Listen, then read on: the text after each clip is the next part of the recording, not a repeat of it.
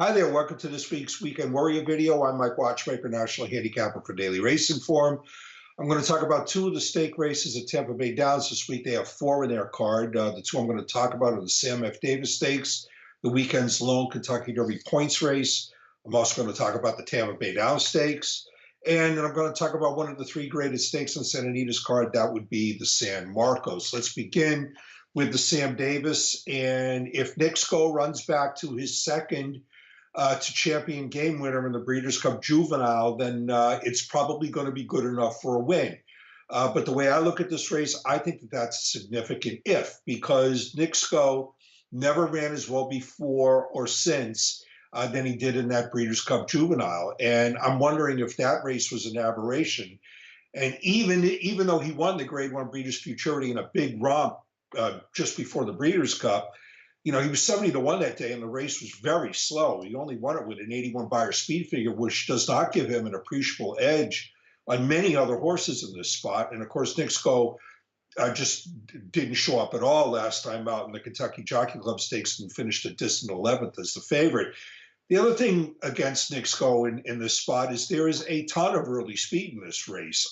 Breaking immediately to his inside is a stretch-out sprinter with a lot of speed, and the two horses who drew the outside posts are speed horses as well, and they're going to have to send hard from that spot. And Nick Sko is a horse that likes to operate on or very close to the early lead. So I think the pace scenario's against him in this spot, too. And I think the race sets up for a closer. The two most likely candidates are Kentucky Wildcat and Solo Live.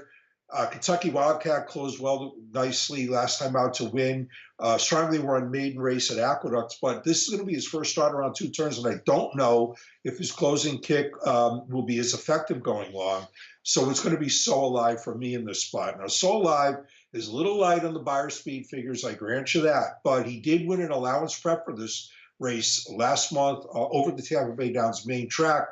And he did so after encountering a somewhat tough trip. He was three wide on the first turn. He was between horses much of the way. He was three wide on the far turn. He was headed in upper stretch by a horse who looked like he was going to go on and win big. And So Alive actually rebroke, one going away, and galloped out very well past the rest of those horses. He's got the right closing style, but he doesn't have to be all that far back early. So it's So Alive for me in the Sam Davis. The Sam Davis is race 11 on Tampa's card. The Tampa Bay Stakes is race 8.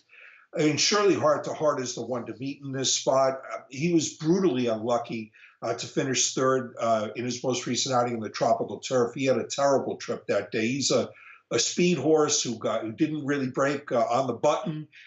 He was caught a little bit off the pace. He was caught floated 4 or 5 wide into the first turn. He went 4 wide while rallying into the stretch, got the lead in deep stretch, and it was overtaken late.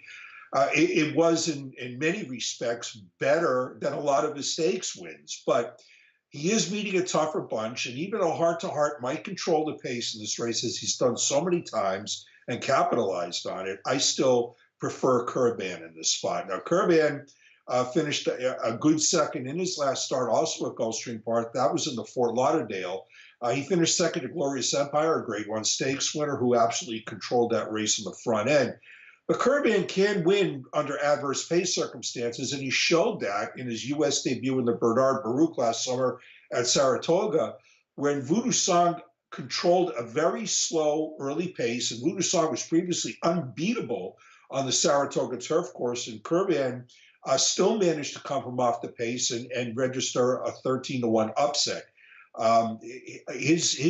This race and his Fort Lauderdale were triple digits Beyer speed figure performances, and I think that he is the one to most likely capitalize if Heart to Heart is unable to take this group wire to wire. Let's wrap it up with a look at the San Marcos big field in here. 13 entered. I think a couple of them were entered just in case this race happened to be rained off the turf onto the grass, but we'll have to see how that turns out. There is a forecast of some rain in Southern California Friday night into early Saturday morning. In any event, handicapping this race for turf, Chicago Style is absolutely the horse to beat in here. He won the Hollywood Turf Cup 2 starts back, going 1.5 miles.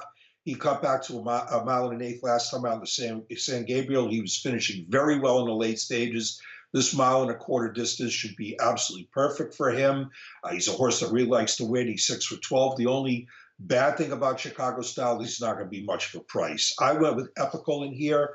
Epical comes into this off 2 dominating allowance victories in his last 2 starts. They were easily the best performances of his career. And notably, he showed improved speed in those races and was able to maintain that improved speed, although he's not a horse that requires the lead to win. In any event, he got 96 buyers in both of those allowance wins. This is a step up in class, but those buyers say that he fits with this bunch. I'm looking for Epical to pull off a minor upset in the San Marcos. That's the way it looks for this week's video, Weekend Warrior. Good luck.